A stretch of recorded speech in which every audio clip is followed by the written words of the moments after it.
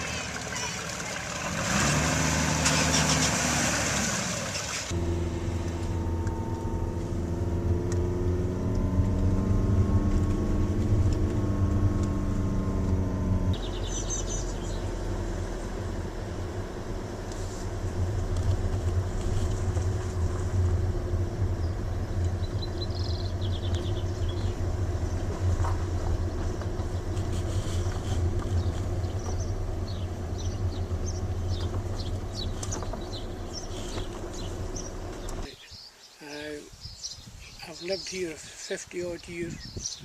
I came to work on the farm in 1954, and at that time there was a great number of men working on the farm, but now it's down to 2 or 3 because of the machinery and such like that's taken over farming.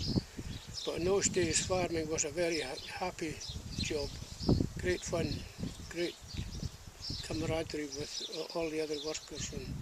But these days have now gone, and we're back in the modern days with, as I said, machinery and such like. But on the village here, when I first came to live here, it was every house had a family in it. But now, unfortunately, over half now are lying as holiday houses, which in a sense is unfortunate, but it's not to be unexpected. I mean, you can't have houses lying as ruins, so a holiday house is better than nothing. And I would prefer if the village was revived again and more people came into the village and families came into the village to make it a more habitable and enjoyable place to live.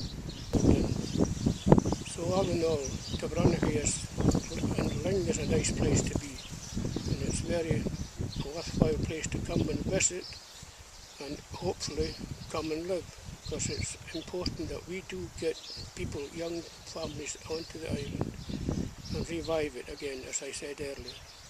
So I think, all in all, very happy.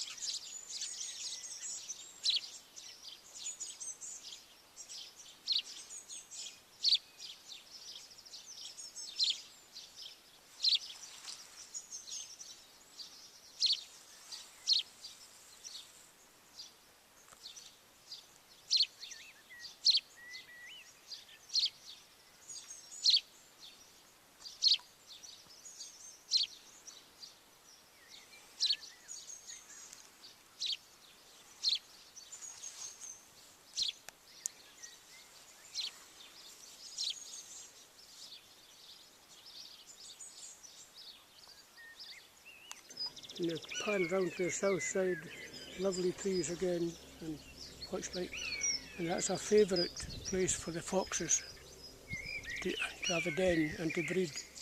Quite often there's foxes in there. In fact, last week I heard one barking for quite a long time in the slate rubbish there.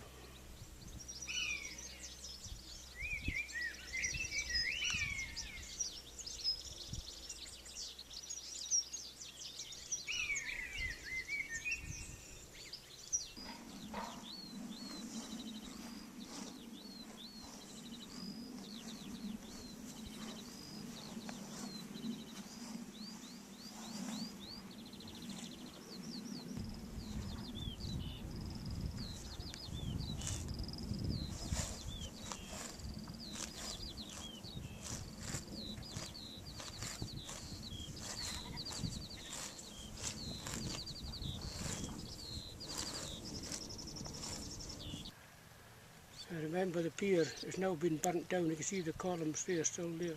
But in 1954 I can remember walking cattle, cows and calves from the farm up Argyll down the road onto the boat to go to the Auburn market. And that was the way the calves went, the cattle went at that time. But since then, I think 1954 would be the last year, it was all over Coon they went by lorry.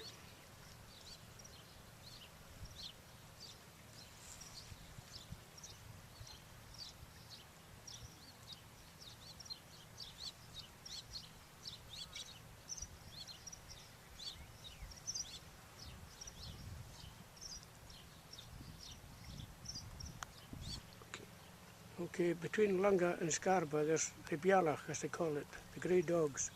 And out west of that was where they made part of the film I Know Where I'm Going, in the rough seas, where they're probably made in a bath, just looking at it. And along the Scarborough, the white house in the top is Kilmorey Lodge.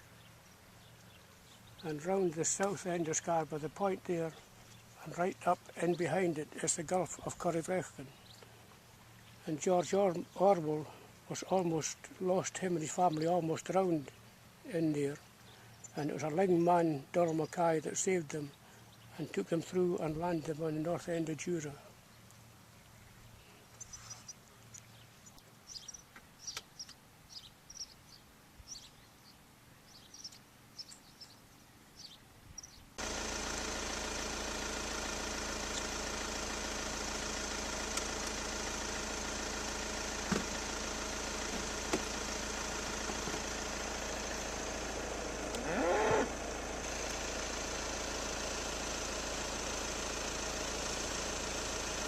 You want to try and get them to move, Phil?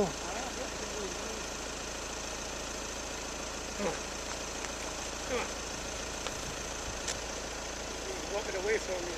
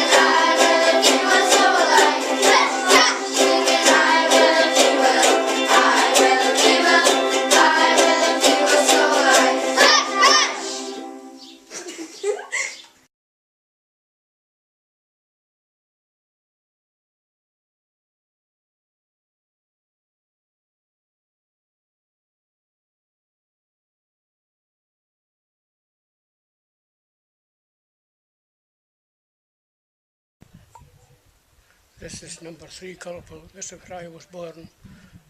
I had 3 brothers and a sister. My parents and an old uncle lived in this house. At that time the door was on the front here, and there was no extension on the end. So it was a 2-roomed house with 8 of us in it. And with many happy memories in there, even 3 in a bed at times. And that was the way we lived then. And there was no problems with anything in the village or with health-wise or anything. It was a marvellous village to grow up in, and with 30, 40 children in the village, all playing football out in the wee park there and playing shinty, playing cricket. With great times. And all summer we walked in bare feet, couldn't afford the shoes.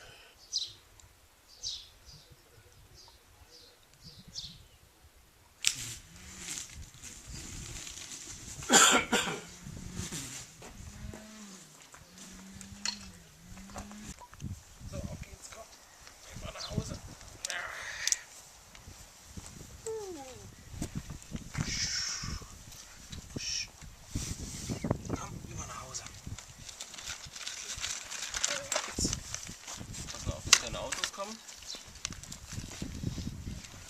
dann geht's nach Hause. Super machst du das. Oh, jetzt schon bald beim Irishman. Oh, nein, das ist die falsche Richtung geworden. Nein, da wollen wir nicht lang. Wieder zurück. Oh. Und zum Strand wieder zurück. Ne, wir gehen jetzt nach Hause, weil wir ein bisschen Hunger haben. Ne? So ein bisschen aber nur. Super! Jawohl! Ian, you're a Culpel man. Where were you born? Number 15, Culpel. Number 15, 15, yes. You were born at the beginning of the village, number 3. Number 3, yeah. I remember the day you were born. We were playing football in the field and the word came out. Oh, very good. Didn't know that. First time I've heard that one. And you went to the same school as I did, down the road. Yes, to North Luing Public School. And your old teacher was Miss Kennedy, Kennedy. to start with. And then Miss Clark. Miss and Clark and then Miss McNabb. McNabb, yeah. That was the 3 teachers. And you remember the number of children there was in the village then, who were all out running around the village, causing havoc. There were plenty of children then, wasn't there? Now A lot of children, there's hardly any now, but not a sound. no. Not a sound. In fact, we used to get the police sent to us for making a noise. That's right. Number 9. John Donald and number 11 and that used to come out and Give us a telling off. for the noise we were making at the telephone. That was the old Gird and click going round the village. Around the village with the bicycle tyres. Bicycle car tyres. Car and the tyres sticks.